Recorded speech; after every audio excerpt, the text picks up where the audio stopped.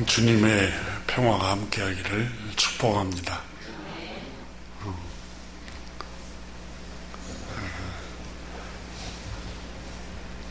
미국의 작가인 데일 카네기가 쓴 행복론이라는 책에 나오는 이야기를 하나 소개합니다.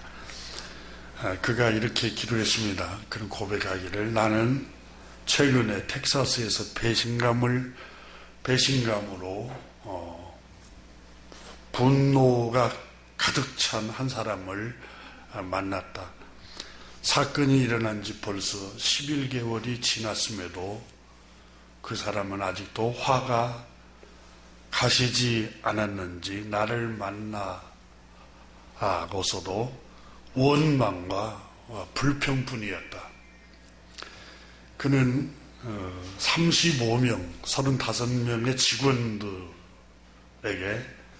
크리스마스 보너스로 평균 $300씩이나 주었지만 35명 중에 한 사람도 고맙다고 인사하는 사람이 없었다는 것이다. 그는 분노하면서 말했다. 그럴 줄 알았더라면 한 푼도 주지 말 걸 그래서. 이렇게 투덜거리며 화를 이기지 못하고 있었다. 그의 분노는 대단했다. 분을 내고 성을 내는 사람들은 독이 가득하다고 공자 선생도 말을 했지만,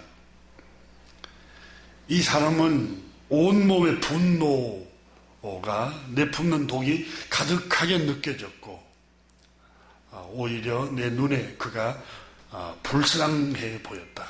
중소기업을 하고 35명의 직원을 데리고 그들에게 월급을 주고 보너스를 주고 이런 CEO였지만 자신의 눈에는 불쌍해 보였다는 겁니다. 이분은 60세 전후 나이인 것 같은데, 보험회사에 의하면은, 그 수명 통계에 의하면은 앞으로 살 날이 평균 나이로 따지면 14년 내지 15년 남짓 살 것인데, 이미 끝난 일을 가지고 한탄하고 분을 못 이기고 괴로워하면서 수명을 허비하고 있다는 것 때문에 불쌍해 보였다는 겁니다. 그는 원망과 자기 연민에 허덕이는 대신 이 직원들이 어째서 자기에게 감사할 줄 모르는지 자문해 봤어야 했다. 직원들은 낮은 급여로 혹사시켜왔는지도 모른다. 직원들을. 또 직원들이 크리스마스 보너스를 선물이라고 생각하지 않고 급여의 일부로 간주했을지도 모른다. 그렇지 않다면 너무 잔소리가 많은 사장을 가까이 하기가 거북해서 고맙다는 인사를 생략했는지 혹시 또 알 수가 없다. 아니면 어차피 세금으로 바치게 될 돈을 생생령으로 내놓는 것이라고 생각했는지도 모른다. 이 사업가는 마음의 분노를 못 이기고 있는 것에 관해서 이 카네기가 그 책에서 적고 있습니다. 그러니까 중소기업을 경영을 했지만 자기 마음을 잘 다스리지를 못하고 있는 점을 그 책에서 기록을 합니다. 그러면 제가 이 책을 읽으면서 왜 이 사람은 베풀면서도 즐겁지가 않을까? 35명의 직원들에게 특별 보너스를 자기 돈을 지급을 하면서도 분노로 가득 차고 원망과 화를 못 이길까? 여러 가지 생각이 스쳤습니다. 사람은 감사할 줄 모르면 괜히 내가 그들에게 시혜를 베풀었다. 이분은 이런 생각을 했던 것입니다. 근데 이 사람이 조금 더 넓은 마음을 가졌더라면 즐거운 마음을 갖지 않았을까. 카네기가 고백한 것처럼 자기를 돌아볼 수 있는 성찰해 볼 수 있는 기회가 됐을 것 같고, 또 하나는 하나님의 말씀을 마음에 품었더라면 그는 마음의 분노와 화를 품지 않았을 것이다 라는 생각을 했습니다. 우리 주님께서 마태복음 10장 8절에 제자들에게, 그리고 주님을 따르는 모든 사람들에게 병든 자를 고치며 죽은 자를 살려주며 나병 환자를 깨끗이 하며 귀신을 쫓아내서 정신을 온전케 해주며 그렇게 해주되 너희가 생색을 내지 마라. 주님 말씀하셨습니다. 다시 말하면 의롭게 생각하지 말아라. 너희가 그저 받았으니 그저 주어라. 이렇게 말씀하였습니다. 그러니까 마태복음에 또 오른손이 하는 일을 왼손이 모르게 하라 또 말씀하셨잖아요. 그러니까 그저 받았으니까 깨끗하게 그저 주라는 거예요.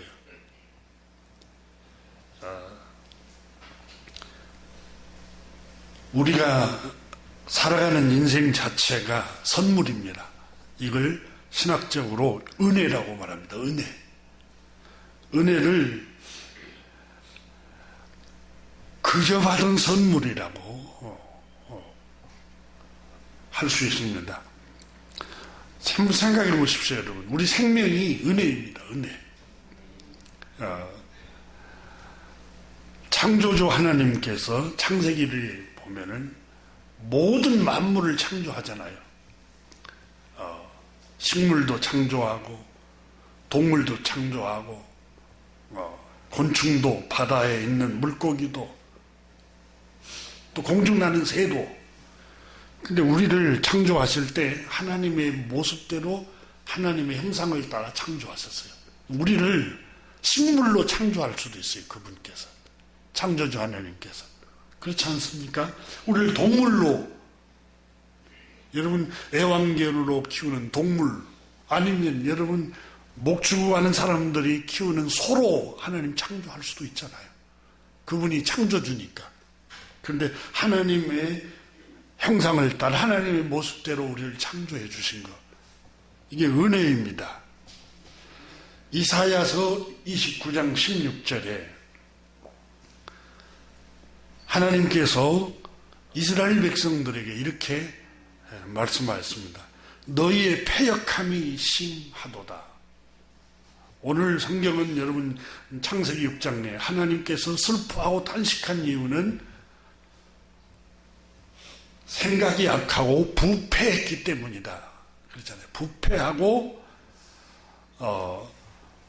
오늘 우리가 읽은 창세기 6장에 보면은 하나님께서 지면에서 쓸어버릴 것이다.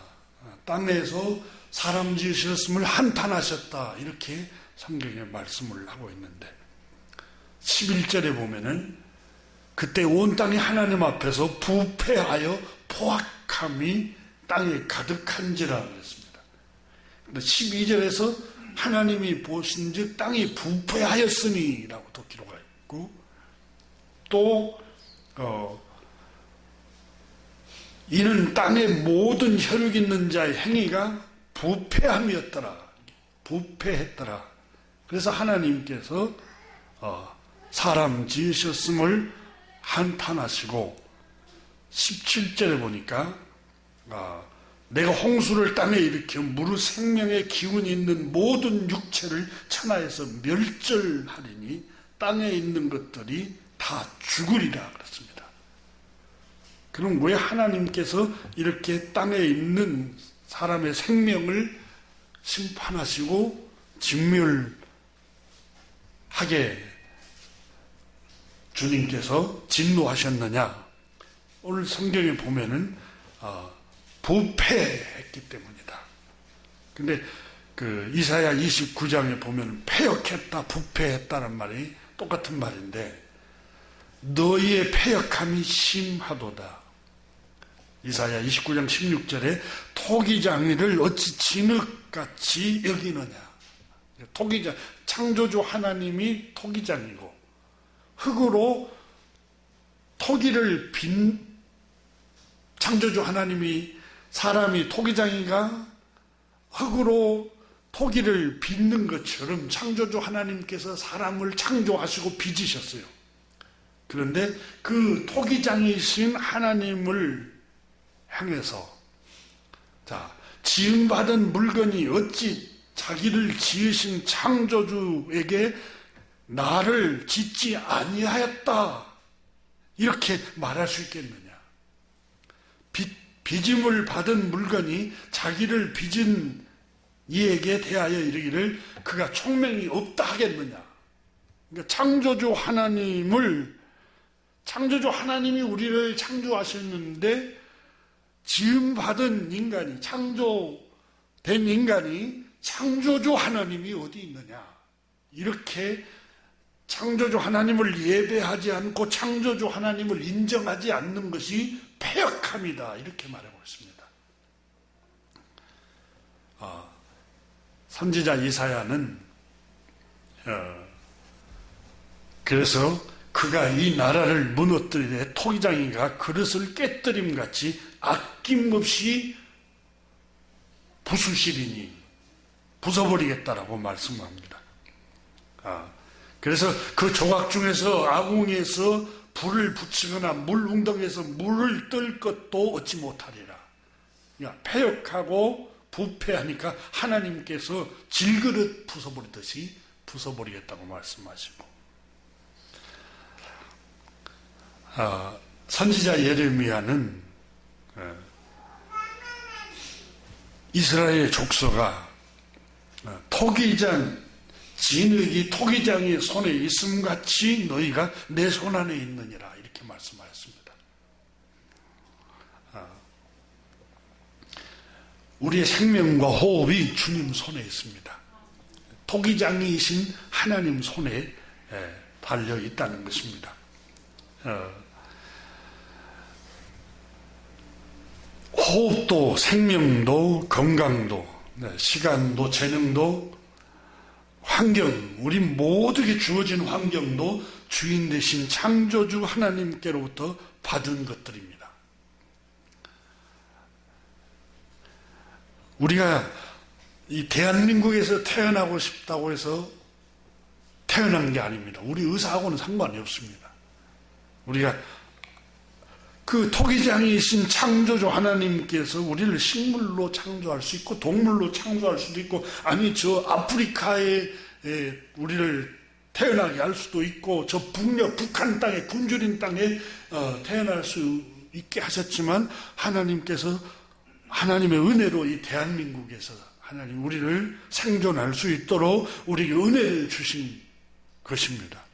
그래서 요한복음 3장 27절에도 세례 요한이 이렇게 말했습니다. 만약 하늘에서 주신 바가 아니면 사람이 아무것도 받을 수 없느니라. 모든 것을 주관하신 분이 창조주 하나님이십니다. 창조주 하나님이 은혜가 아니면 사람이 아무것도 받을 수 없다고 말씀합니다. 우리는 평상시에는 잘 못 느낍니다. 몸이 아파서 병원을 한번 가보시면 수많은 사람들이 병을 치료받기 위해서 병원에 수없이 들어오고 입원하고 수술을 합니다. 그러면서 내가 건강하다는 게 하나님의 은혜였구나라는 사실을 우리가 알게 됩니다. 우리 삶 자체가 은혜입니다. 은혜. 하나님의 은혜예요. 고린도전서 4장 7절에 보면 바울 선생이 고린도 교회 성도님들에게 이렇게 말했습니다. 고린도 교회 신자 여러분, 도대체 여러분은 남보다 낫다고 왜 생각하는 것입니까? 왜 자신을 의롭다고 생각하시는 것입니까? 출신지 때문에 그렇습니까? 최고의 지식을 갖고 있는 그 지식 때문에 그렇습니까? 학벌 때문에 그렇습니까? 가문 때문에 그렇습니까? 도대체 무엇 때문에 그렇게 여러분은 이방인보다 다른 사람보다 낫다고 생각하는 것입니까? 여러분의 지능 때문에 그렇습니까? 직업 때문에 그렇습니까? 옷차림 때문에 그렇습니까? 아니면 가진 그 소유 때문에, 재산 때문에 그렇습니까? 바울 선생은 그 말씀에 응축되어서 말씀을 합니다. 여러분이 가지고 있는 것 중에 받지 아니한 것이 도대체 무엇입니까? 안 받은 것이 도대체 무엇입니까? 모든 걸 받은 은혜로 살아가고 있는 거 아닙니까? 모든 것이 하나님께로부터 창조주 하나님께로부터 온 것이 아닙니까?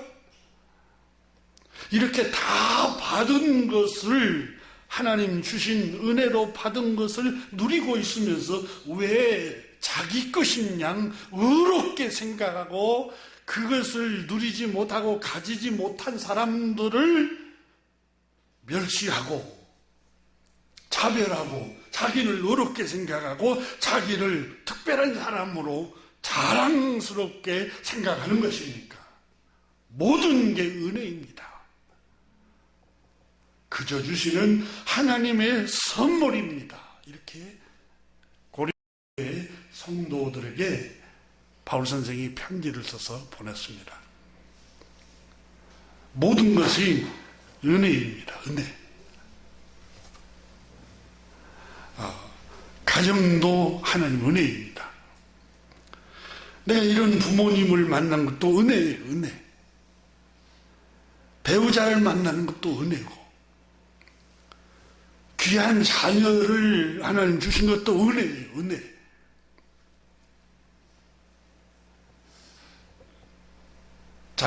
우리는 불면증에 시달리지 않는 분들은 잘 모르지만 수많은 현대인들이 불면증에 시달리고 있어요. 여러분, 잠 잘 자는 것 은혜입니다. 은혜예요. 이걸 언제 깨닫냐면 한번 불면증에 시달려 본 사람만이 시편에 나오는 고백처럼 지혜자 솔로몬이 그랬잖아요. 하나님께서는 사랑하는 자에게 잠을 주시는도다. 내가 자고, 시편에는 다윗이 그랬잖아요. 내가 자고 깨어 있음이 하나님의 은혜로다. 그러니까 내가 잠들어서 그 다음날 깨어나지 못할 수도 있는데 깨어난 게 하나님의 은혜라는 거예요. 은혜.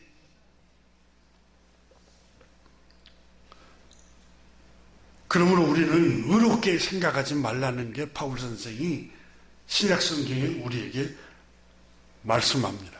그러므로 우리는 그저 받았으니 그저 베풀으라는 겁니다. 재능도 은혜입니다. 은혜. 내가 여러분 무슨 기계를 고칠 수 있는 재능, 또 사람을 치료할 수 있는 의수를 가지고 있다고 해도 은혜입니다. 내가 머리가 좋아서, 여러분 처음부터 우리를 곤충으로 창조주 하나님께서 창조할 수 있는데 사람을 창조하시고 그런 재능을 우리에게 주셨어요. 창조주 하나님께. 그리고 또 그걸 공부할 수 있는 기회와 환경을 하나님이 주신 거예요. 모든 게 하나님의 은혜예요. 얼마든지 청소년기에 방탕하고 방황하다가 알코올 중독자가 되고 곁길로 갈 수 있는데 하나님께서 좋은 기회, 주변에 좋은 선생님, 좋은 부모님, 좋은 환경, 또 올바른 정신을 주셔서 하나님께서 나에게 재능을 잘 살릴 수 있도록 그 길로 인도해 주신 거예요. 모든 게 은혜예요, 은혜. 그러므로 주님께서는 그저 받았으니, 주님이 우리에게 말씀하신 게 너희들 그저 받은 거야. 생명도 그저 받았고, 제자들에게 귀신을 쫓아내고, 병을 치료하고, 죽은 자를 살리고, 이런 일을 복음을 전하라고 하면서 너희들이 절대 대가를 바라면 안 돼. 하나님께서 먹을 거, 입을 거, 쓸 것을 너에게 공급할 거야.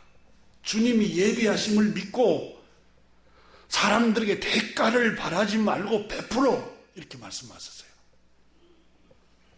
근데 데일 카네기가 아까 지적한 어떤 중소기업 CEO 그분은 대가를 바라고 직원들에게 뭘 나눠줬어요. 페이를 줬어요. 그러니까 대가가 뭡니까? 와가지고 고맙습니다. 감사합니다. 물론 여러분 우리가 은혜를 입으면 감사하고 고맙다는 표현을 해야 돼요. 근데 인간은 창세기 6장 말씀에 어려서부터서 악하고 죄로 타락한 아담과 이후에 타락했기 때문에 여러분 은혜를 잊어버려요. 그래서 은혜를 잊지 말라고 하나님 말씀으로 늘 상기를 시키잖아요. 그래 그 고맙습니다, 감사합니다 이렇게 대가를 받을. 근데 그걸 고맙다고 감사하다는 말을 안 해요. 그때부터서 상처를 입고 괴로워하고 분노를 이기지 못하는 거예요. 차라리 베풀지를 말든지. 안 베풀었으면 그 기대를 안 할 거 아니에요. 감사합니다. 고맙습니다. 나에게 찾아와서 문안 인사를 아예 기대도 안 했을 거예요. 왜? 베풀지를 않았기 때문에. 그러니까 주님께서 하시는 말씀이 그저 받았으니 그저 주라는 거예요. 그러니까 그저 받았어요. 근데 대가를 바라고 주니까 형벌이 따르는 거예요. 분노가 일어나고 대가가 안 오니까 불평과 원망이 막 치솟고.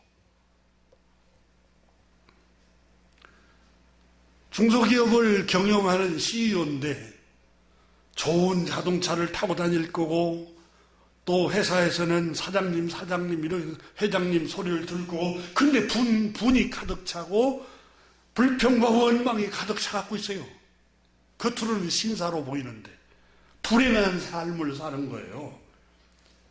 그래서 예수님께서 우리 주님께서 마태복음 6장에 사람에게 보이려고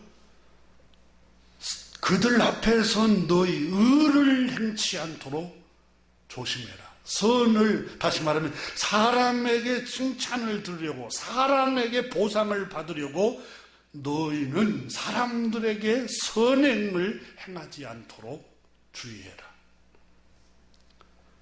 그렇지 아니하면 하늘에 계신 너희 아버지께 상을 받지 못하느니라.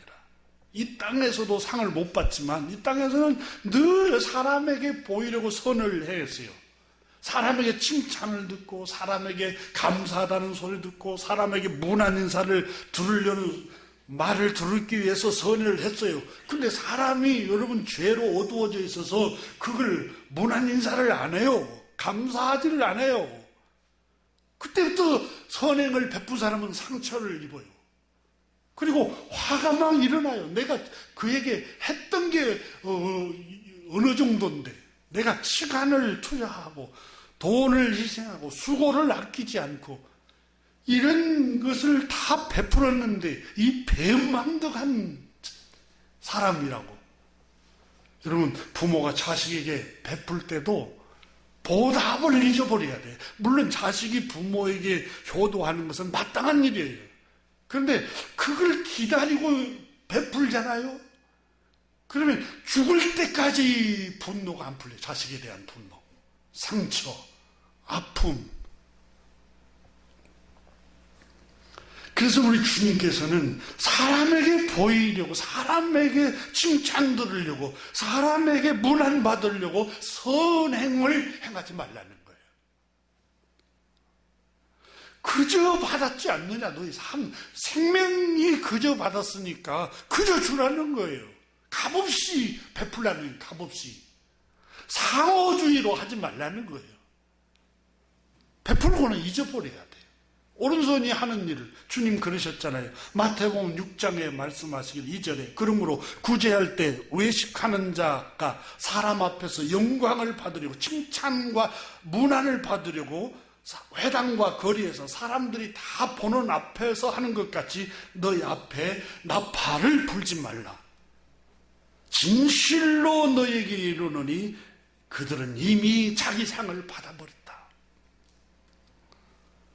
너는 마태복음 6장 3절에 구제할 때 오른손이 하는 것을 왼손이 모르게 하라.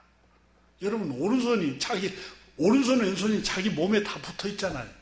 그럼 오른손이 하는 일을 왼손이 어떻게 몰라요? 다 알죠. 잊어버리라는 말씀이 그 말씀이. 오른손이 하는 선행일, 그를 위해서 수고하고 사랑을 베풀고 친절을 베풀고 자비를 베풀고 이런 걸 잊어버리라는 거예요. 내가 그때 얼마나 그를 위해서 희생했는데 수고했는데 헌신했는데 이걸 다 잊어버리라는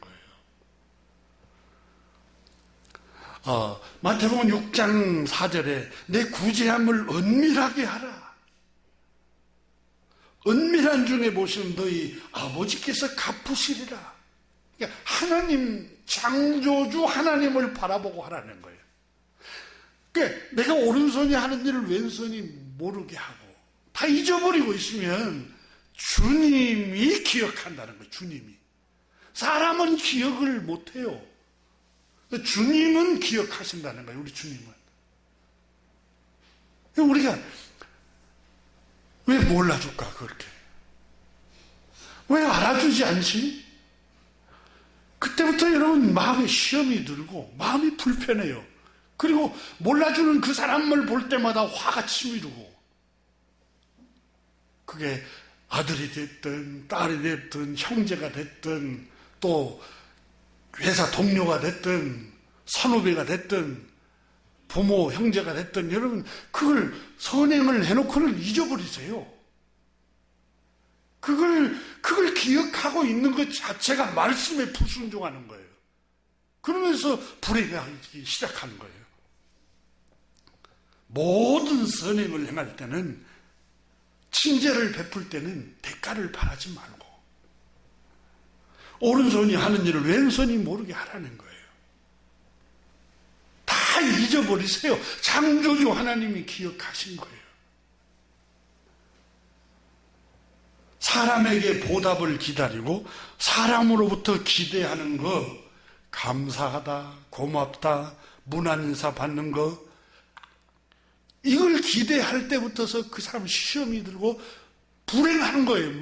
마음이 평정심을 누리지를 못하는 거예요. 그냥 잊어버리세요. 베풀고 잊어버리고, 친절을 베풀고 잊어버리고, 그냥 친절을 베푸는 것을 기쁨으로 삼고, 또 선행을 베푼 걸 기쁨으로 삼아야지. 그 몇 년 전에 내가 그에게 이런 일을 해줬는데 그걸 기억하고 있는 것 자체가 불행이에요. 하지만 은혜를 입은 것은 기억해야 돼요. 내가 은혜를 입은 것은 기억하고, 은혜를 베풀고 친절을 베푸는 것은 다 잊어버리세요. 왜냐하면 주님 말씀하셨어요. 그저 받았으니, 모든 게 그저 받은 거예요. 생명이 하나님의 은혜예요. 역대상 29장에 그렇잖아요. 다윗이 말했잖아요. 천지의 주제이신 여호와여, 위대하심과 영광과 광대하심이 다 주의, 크고 작고 크고 또 가난하고 부하게 하신 분이 다 주의 손에 있나이다. 다 주님 손에 있어요. 우리가 여기까지 여러분 생명과 호흡을 가지고 이렇게 살아갈 수 있는 게 창조주 하나님의 은혜예요. 은혜.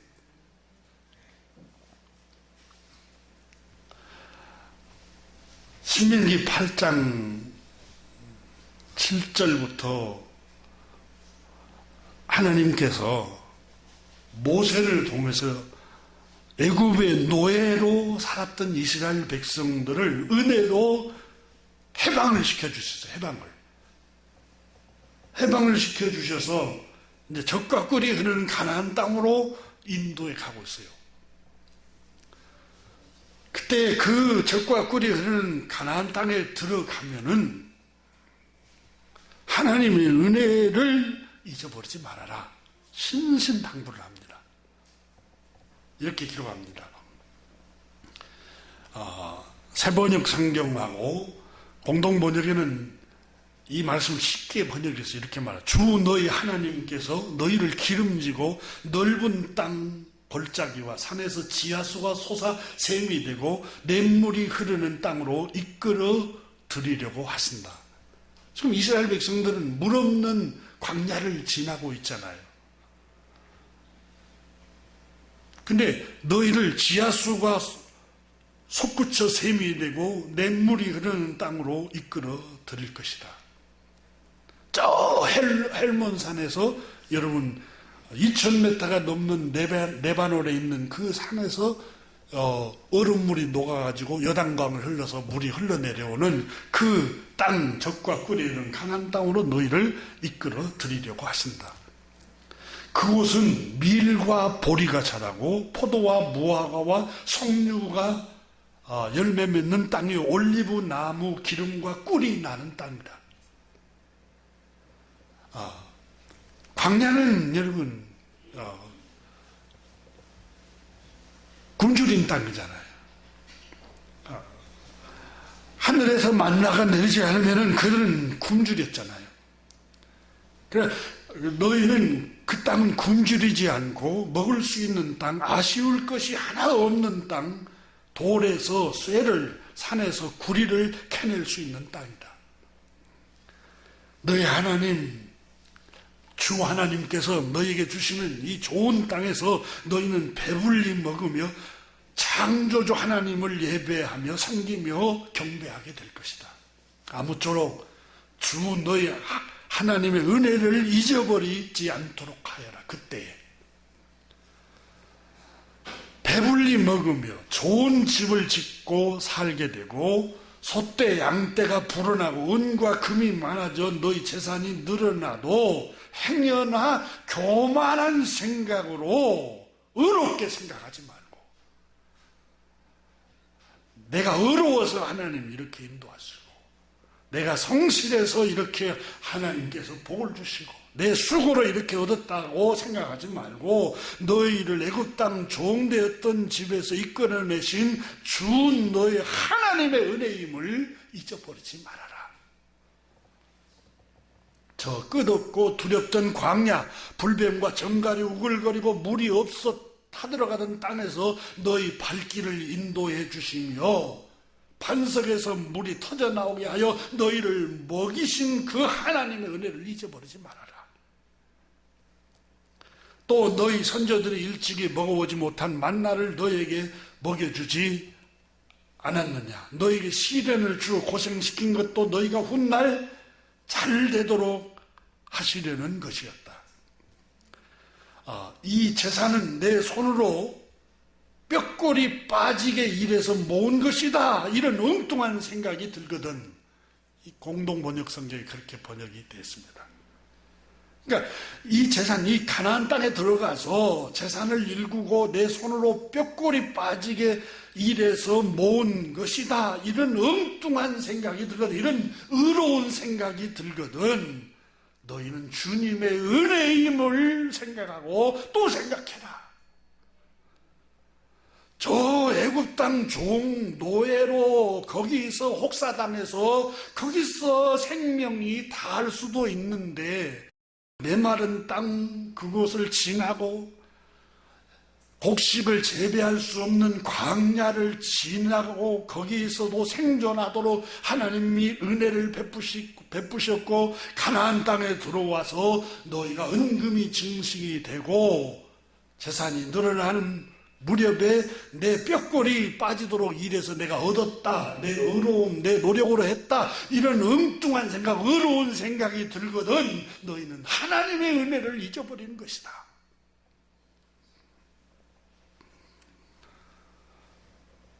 하나님이 너희에게 그 가나안 땅으로 들어가게 하신 환경, 그리고 거기에서 너희가 힘써서 일할 수 있는 환경, 여건, 건강, 힘을 주시고 수고할 수 있도록 또 은혜를 주신 것을, 이건 다 하나님의 은혜인 걸 생각하라는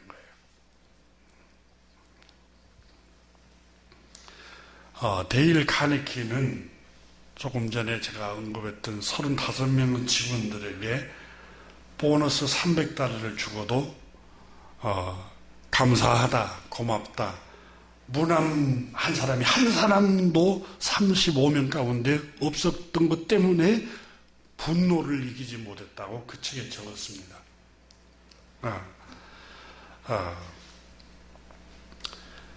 그래서 이분은 이렇게 그 다음에 적었습니다. 직원들이 이기적이거나 버릇이 없었다고는 볼 수 있다. 어쨌든 확실한 내막은 잘 모르지만 감사하는 마음이 없다는 것은 비천한 사람에게 찾아볼 수 있는 마음이다. 이렇게 적었습니다. 인간은 여러분 성경에 오늘 본문 말씀이 우리에게 인간의 마음을 그대로 죄로 타락한 인간의 마음을 기록하고 있습니다. 로마 제국의 통치자였던 마르쿠스 아울레이우스는 일기에 나는 오늘 지나치게 다변인 사람, 이기적이고 자기중심적이며 은혜를 모르는 사람을 만나기로 되어 있다. 그러나 별로 의아해야 할 것도 없고 불안하지도 않다. 왜냐하면 원래 이런 사람이 없는 세상은 상상할 수도 없으니까. 그러니까 아우렐리우스라는 이 철학자는 은혜를 모르는 사람, 자기중심적이고 이기적인 사람을 오늘 만나기로 했는데 자기는 불안하지도 않고 의아해야 할 것도 없다는 거예요. 왜? 사람이 죄로 타락한 모습이 그런 모습이라는 거예요. 오늘 창세기 6장을 한번 보십시오. 하나님께서 우리에게 5절에 여호와께서 사람의 죄악이 세상에 가득함과 그의 마음으로 생각하는 모든 계획이 항상 악할 뿐임을 보시고, 항상 자기 중심이라는 거예요. 악하다는 말은 항상 자기가 중심이 되는 거예요. 자기에게 득이 되면 좋고 자기에게 해로우면 다 싫고, 그 사람이 정의롭든 공의롭든 상관없어요. 나에게 득이 되면 선한 사람이고 나에게 해로우면 아무리 정의로운 사람도 싫다는 거예요. 그러니까 이 사람이 생각하는 게 항상 모든 계획이 항상 악할 뿐임을 보시고 6절에 땅 위에 사람 지으셨음을 한탄하사 마음에 근심하시고, 이 근심이라는 단어를 원문에 보면 슬퍼하셨다 이렇게 표현하고 있습니다. 하나님께서 슬퍼하셨다 이렇게 표현하고 있습니다. 그러면서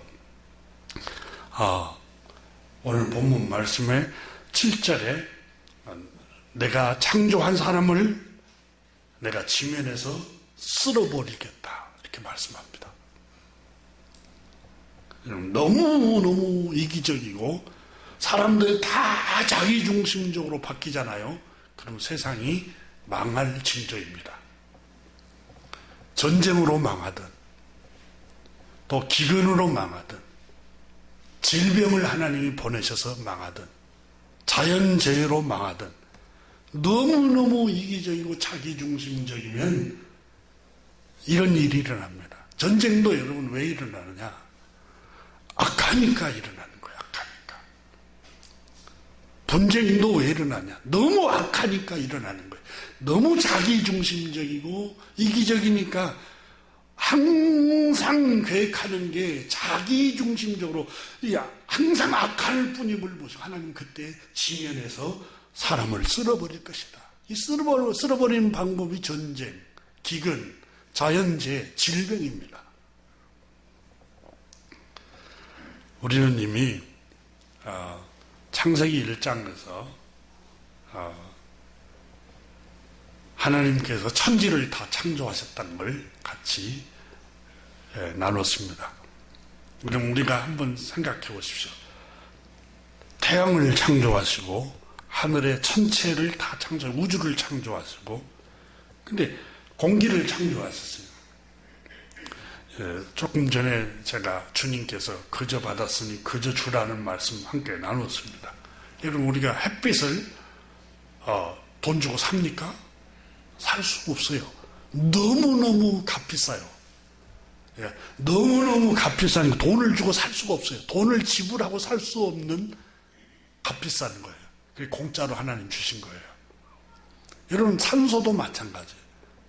산소를 여러분 돈 있는 사람만이 사서 마신다고 하면은 거의 그 서민들은 다 죽어요. 하나님께서 너무너무 값비싸니까 공짜로 주신 거예요. 구원도 죄사함도 돈을 주고 구원을 받을 수가 없어요. 살 수가 없어요. 값을 치르고. 그래서 은혜로 주신 거예요. 은혜로. 우리 생명도 여러분 은혜로 주셨어요. 은혜로. 그러니까 그 재능도 은혜로 주셔. 재능. 여러분 돈 버는 재능, 병을 고치는 재능, 어떤 기계를 고치는 재능, 운동을 잘하는 그 재능, 이거 다 하나님이 은혜로 주신 거예요. 그저 받았으니 그저 주라고 말씀하신 거예요.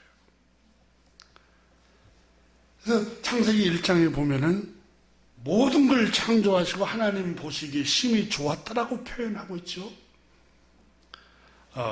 그리고 하나님의 형상을 따라 사람을 창조하시되 남자와 여자로 창조하시고 그들에게 복을 주셨더라. 이 복은 행복을 말합니다.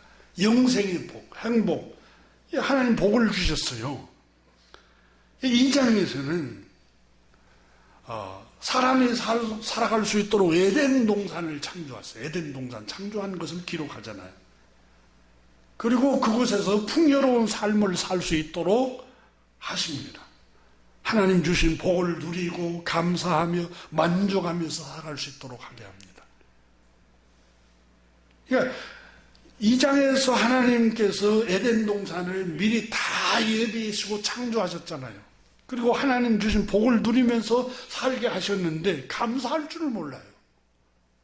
주신 것의 은혜에 대해서 감사할 줄 모르고 3장에서 하나님께서 넘어서는 안 돼. 너가 그것을 먹는 날에는 너가 저주받고 불행해지고 영원한 생명을 잃어버리니까 미리 경고로 그건 손대지 마 하고 하나님께서 동산에 있는 중앙에 있는 모든 실과는 자유롭게 하나님께서 자유를 허락하셨지만 하나님 계명만 범하지 말라 이렇게 말씀을 하시죠. 그리고 하나님께서 우리에게 하나님 주신 그것만 범하지 않으면 너희가 하나님 주신 복을 누리며 살아갈 수 있을 것이라고 말씀합니다. 그런데 3장에서 창조주 하나님, 만물을 주관하신 하나님 말씀을 따라서 사람들은 순종하지 않습니다. 자기 육체의 욕망을 따르기 시작합니다. 3장에서 육체의 욕심을 따라서 생활합니다. 자신의 욕망이 주인이 되고, 그러니까 창조주 하나님이 주인이신데 자신의 욕망과 육체의 욕심이 주인이 되는 거예요. 그러니까 인도자가 창조주 하나님이 아니라 육체의 욕심, 욕망이 자기 인도자가 돼버린 거예요. 그걸 어떻게 알 수 있습니까? 우리가 이미 살폈잖아요. 창세기 3장 6절에 하나님께서 말씀하셨잖아요. 그런데 아담과 하와가 보암직도 하고 지혜롭게 할 만큼 탐스럽기도 한 나무인지라 자기도 먹고 자기 남편에게도 주고 지혜롭게 할 만큼 탐스러운 나무, 탐스러운 것을 따라가기 시작해요. 그래서 영원한 생명을 잃어버리고 하나님 주신 복을 다 잃어버립니다. 그래서 땅에서 살지 못하도록 쫓겨납니다. 그러니까 다시 말하면 탐욕을 따라가다가 탐욕의 신, 육체의 욕망의 신을 따라 살다가 다 잃어버려요. 다 잃어버려요. 에덴 동산은 사람이 살아갈 수 있도록 최적화된 하나님이 예비하신 곳입니다. 풍요로운 축복의 동산입니다. 네 강이 흘렀습니다. 모든 식물은 물이 없으면 생존할 수 없는데 네 강이 풍요롭게 흘러갔습니다. 이 풍요를 상징합니다.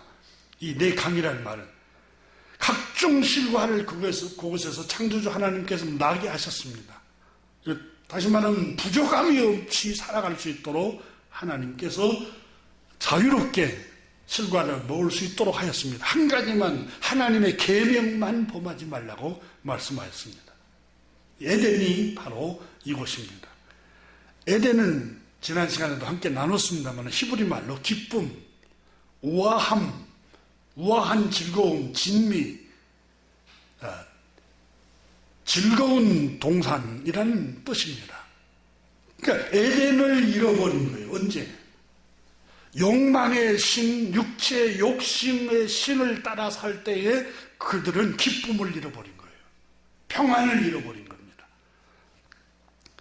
자, 사단의 유혹을 받아서 마음의 욕심, 욕망, 육체 욕심을 쫓아서 행하면 만족할 줄 아세요. 먹음직도 하고 보암직도 하고 지혜롭게 할 만큼 탐스러워서 만족할 줄 알았는데 욕망의 신을 쫓아갔어요. 마음의 육체의 욕심의 신을 쫓아갔는데 결과가 어땠습니까? 제일 먼저 찾아온 게 부끄러움, 수치심, 그 다음에 두려움. 아담이 숨었어요. 하나님께서 말씀합니다. 아담이 초조합니다. 아담아 내가 어디 있느냐? 주님께서 부르실 때 아담이 주여 내가 두려워서 숨었나이다. 주님 너무너무 불안합니다. 여러분 창세기 3장이 주는 교훈이 뭡니까? 자기 육체의 욕심의 인도를 받고 육체의 탐욕의 신의 인도를 받을 때 주님 너무너무 두렵습니다. 불안합니다. 초조합니다. 수치스럽습니다. 그러니까 하나님의 인도, 하나님의 말씀을 따라 살지 않고 욕심의 인도를 따르면 수치심이 따라오고 불안하고 평안이 없고 평정심을 다 잃어버려요. 그리고 4장에 와서 아담과 하와가 타락한 그 아들 가인과 아벨에 관한 이야기를 기록했죠. 이미 살폈습니다만은 가인은 농사를 지어서 첫 열매로 하나님께 드렸어요. 아벨은 양을 치는 목축업을 해서 첫 새끼 양을 하나님께 감사 예배를 드렸어요. 근데 창세기 4장에 아벨의 제사는 하나님, 창조주 하나님이 기뻐하셨고 가인은 기뻐하시지 않았어요. 근데 가인과 아벨을 창세기 4장에 기록하면 똑같이 하나님을 섬기는 사람이에요. 우리처럼 똑같이 예배당에 와서 이렇게 예배를 드려요. 근데 아벨은 평안해요. 내 영혼 평안해, 내 영혼 평안해. 아벨은 격정적이에요. 분노로 가득 찼어요. 마음에 평안이 없어요. 예배를 하는데.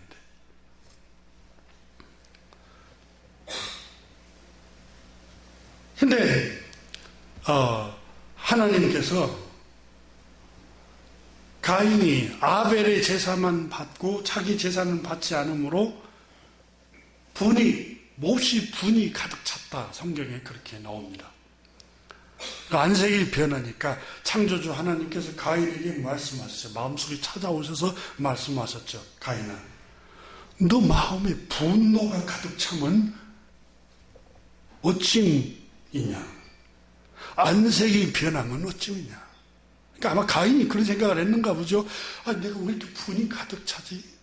이렇게 평안이 없지? 동생 아벨은 늘 평안을 누리고 행복을 누리는데 왜 나는 똑같이 하나님을 경외하고 예배하는 사람인데 이렇게 평안을 누리지 못할까? 그때 하나님께서 가인에게 말씀하였습니다.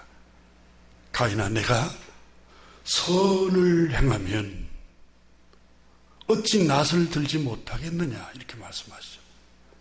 얼굴을, 낯이라는 말은 얼굴을 떳떳이 들고 다니는 것은 담대하다는 거예요. 담대하다. 너 그렇게 담대하지 못하니? 왜 이렇게 떳떳하지? 정정당당하고 떳떳하지 못하니? 가인이 마음속에 그런 생각을, 하나님 주신 생각으로, 왜 내가 이렇게 불안할까? 왜 이렇게 내가 떳떳하지 못할까? 왜 나는 평안이 없을까? 하나님은 너가 선을 행하면 어찌 낯을 들지 못하겠느냐? 가인이 스스로 그런 생각을, 내가 늘 하나님을 섬긴다고 하지만 악을 행하며 악한 생각을 하고 악한 마음을 품고 늘 마음이 부패하니까 하나님이 나에게 평안을 주시지 않는구나. 이런 마음속에 들려오는 음성을 자기가 자각하기 시작한 거예요. 그러면서 선을 행하지 아니하면 죄가 문 앞에 엎드려 너를 집어삼킨다는 거예요. 죄의 유혹은 너를 원한다. 끊임없이 악한 생각, 죄의 유혹이 너를 밤낮으로 유혹을 하는데 너는 죄를 다스릴지니라. 이렇게 하나님께서 말씀을 하십니다. 여러분, 다스린다는 말은 통치한다.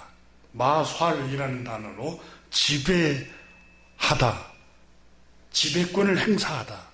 너는 죄를 다스릴지냐? 너는 죄를 지배할 수 있다. 너는 죄를 통치할 수 있다. 죄가 너의 마음 문 앞에서 너의 육체의 욕망, 육체의 욕심으로 늘 너를 유혹하지만 너는 그걸 제압할 수 있어. 네 마음속에 있는 그 육체의 욕망, 육체의 욕심을 네가 마음만 먹으면 너는 그것을 지배할 수 있고 통치할 수 있고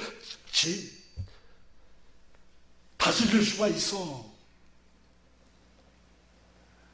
네가 마음을 먹지 않기 때문이야. 하나님 그렇게 말씀을 하십니다.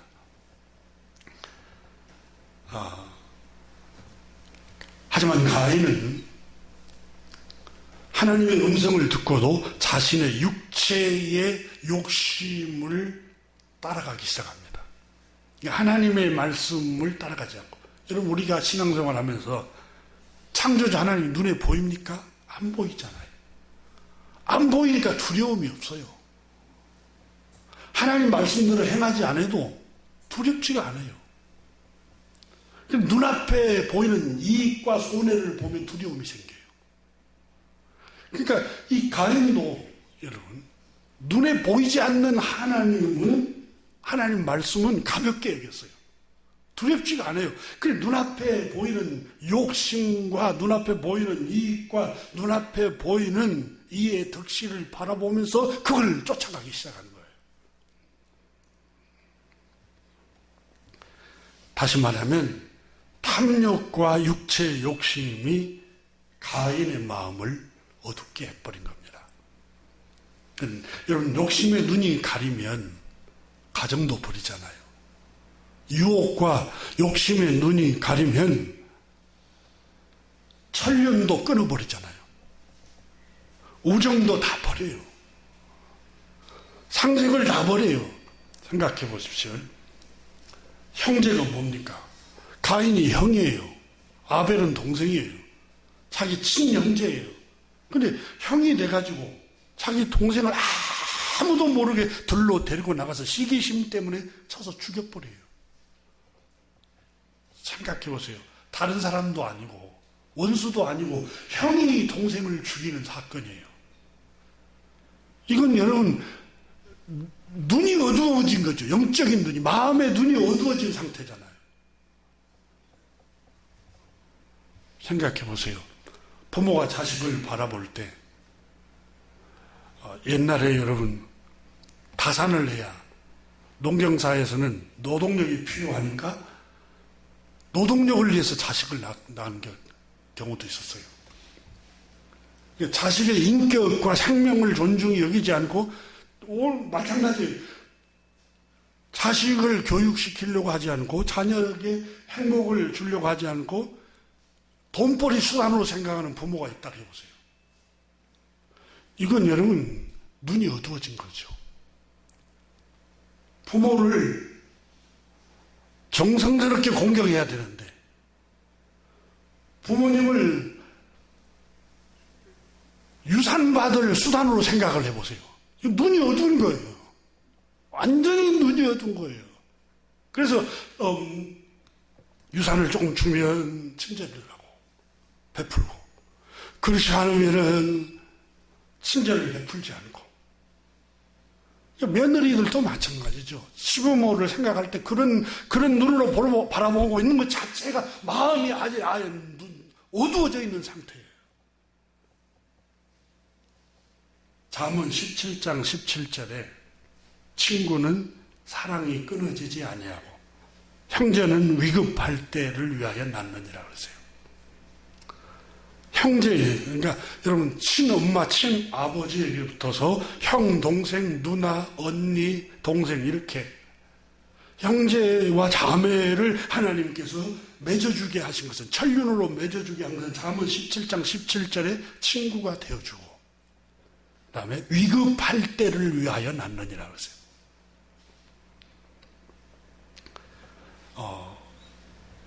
위급이라는 말은 여러분 공경에 처했을 때 또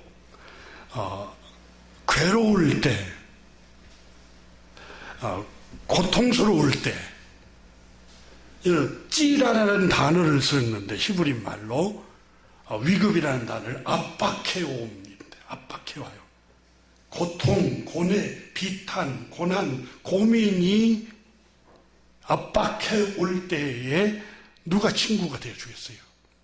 형제는 이렇게 위급할 때를 위하여 낳느니라 이렇게 기록하고 있어요. 그러니까 무슨 형제에게 덕을 보고 형제를 통해서 나의 이해관계를 도모하려고 하는 게 아니라 형제는 압박해오고 고통을 당하고 고뇌하고 비탄에 빠지고 고통스러울 때에 함께 그의 친구가 되어주고 위로자가 되어주고 함께 손잡아주고 함께 동료가 되어주기 위해서 하나님께서 형제를 주셨다고 기록하고 있어요. 근데 가인은 눈이 완전히 멀어버린 거예요. 자기 동생을 비교의 대상으로 바라봤어요. 시기의 대상으로 바라봤어요. 그래서 하나님이 위급할 때를 보내준 그 동생을 쳐서 죽여버린 거예요.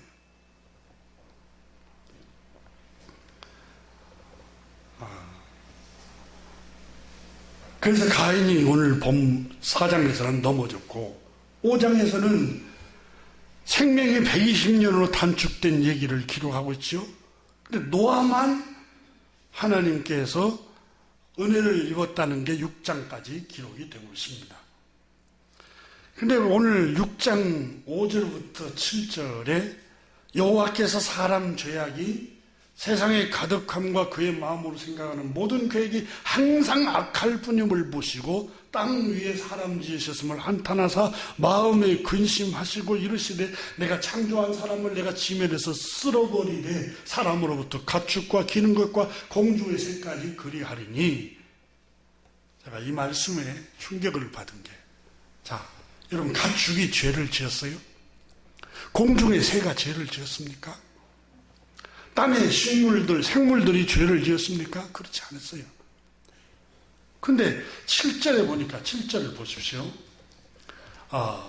내가 이르시되 창조한 사람을 내가 지면에서 쓸어버리되 사람으로부터 가축, 기는 거, 곤충, 동물, 공중의 새까지 다 쓸어버리겠다. 이는 내가 그것들을 지었음을 한탄함이니라 하시니라. 그러나 노아는 여호와께 은혜를 입었더라. 자, 여기서 우리가 기억해야 할 게 있습니다. 사람 때문에 동물, 곤충, 식물 모든 것이 저주를 받게 되었다는 거예요. 자, 여러분 우리가 12절에 보십시오. 11절에 그때 온 땅이 하나님 앞에 부패하여 그랬어요. 그리고 포악함이 땅에 가득한지라. 그럼 땅이 어떻게 포악해요? 땅이 어떻게 부패해요? 사람이 더럽히지만 않으면 부패하지 않아요. 자연은 포악하지 않아요. 그리고 자 12절에 땅이 부패하였으니 그랬어요. 예, 그 다음에 모든 혈육 있는 자의 행위가 부패함이었더라. 이게 사람을 말해요. 사람이 부패한 것 때문에 로마서 5장 12절에 그러므로 한 사람으로 말미암아 죄가 세상에 들어오고 죄로 말미암아 사망이 들어왔나니 이와 같이 모든 사람이 죄를 지었으므로 사망이 모든 사람에게 이르렀느니라. 그러니까 사람 때문에 모든 생물들이 저주를 받는 거예요. 사람 때문에 여러분 동물들, 식물들, 사람 때문에 곤충, 공중의 새들, 여러분 사람이 부패하고 사람이 악하기 때문에 모든 창조물들이 다 탄식을 하고 있어요. 오늘 성경은 우리에게 교훈합니다. 여러분 다시 한번 나 한 사람 때문에 여러분 가족이 다 불행해질 수 있어요. 나 한 사람 때문에 온 식구가 웃음을 되찾을 수 있어요. 성경에 나오는 요셉이라는 한 사람, 구약 성경에 나오는 요셉이라는 한 사람 때문에 온 형제들이 11명의 형제들이 기근 중에도 다 살아납니다.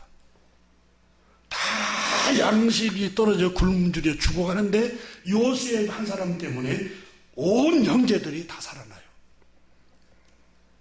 하나님 교회 여러분, 오늘 나 한 사람 때문에 가정이 평안해질 수 있고 불행해질 수 있어요. 또 나 한 사람 때문에 자녀들이 웃음을 되찾을 수 있고 늘 압박을 받고 고통 중에 살 수가 있어요. 그래서 나만 내 자유인데 내 인생 내 마음대로 하는데 그렇게 생각하면 안 돼요. 나하고 연결된 사람들을 생각해야 돼요. 기도하겠습니다. 하나님 아버지 감사합니다. 오늘 이 아침에 우리가 창세기 1장부터 6장을 이렇게 함께 또 나누면서 주님, 인간이 항상 생각하는 것과 계획하는 것이 이기적이고 악한 것 때문에 불행이 시작되었습니다. 심판이 임하고 하나님의 저주가 임했습니다. 주님 어찌 창세 때만 그러겠습니까? 주님 우리에게 착하고 좋은 마음을 주시기를 기도합니다. 주님 오른손이 하는 일을 왼손이 모르게 하고 친절을 베풀고 자비를 베풀고 사랑을 베풀고 깨끗이 잊어버리는 믿음을 주시기를 기도합니다. 의롭게 생각하지 않고 자랑하지 않고 또 생색내지 않고 주님만 바라보면서 선행을 행하게 하여 주시기를 기도합니다. 주님 나 한 사람 때문에 온 생물들이 신음하고 탄식하고 있습니다. 주님 나 한 사람 때문에 우리 식구들이 불행해지지 않게 하여 주옵소서. 내 인생 내 마음대로 내가 자유인데 그 자유 때문에 가족이 힘들어하고 아내와 남편이 힘들어하고 아들과 딸들이 힘들어하고 어머니 아버지가 힘들어한다면 주님 나를 잘 다스려 갈 수 있도록 은혜를 베풀어 주시기를 기도합니다. 우리 주 예수 그리스도의 이름으로 축복하며 기도드립니다. 아멘.